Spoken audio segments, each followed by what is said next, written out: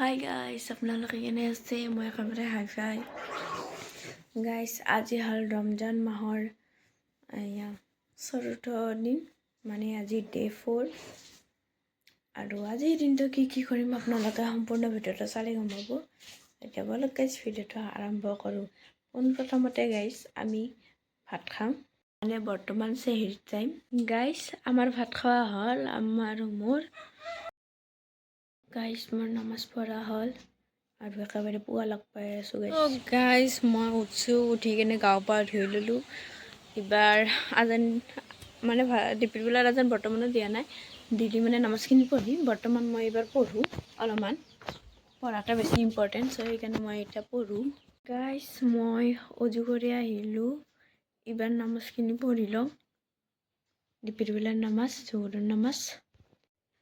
তো গাইজ মোৰ নামাজ পঢ়া হ'ল গাইজ। ভাটিবেলাৰ আজান দিছে, কিন্তু মই ভাটিবেলাৰ নামাজখিনি আজি নপঢ়োঁ। মানে গাঁৱটো মোৰ একেবাৰে কেম্বা লাগি আছে, জ্বৰ লাগি আছে গাঁৱটো। ত' ভাটিবেলাৰখিনি নপঢ়োঁ, কিন্তু গধূলিবিলাখিনি পঢ়িম গাইজ। মই ইফতাৰ বস্তু ৰেডি কৰোঁ এইবাৰ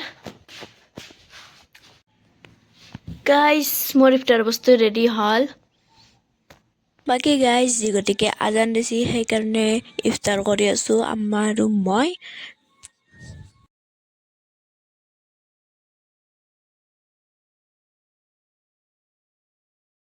গাইজ এবাৰ নামাজ পঢ়োঁ। ভাটিবেলাৰ নামাজখিনি নপঢ়লোঁ দিচোন, আমাৰ গালি খাইছোঁ তাৰে হয়। বাট এইবাৰ গধূলিবেলাৰ নামাজখিনি পঢ়োঁ মই।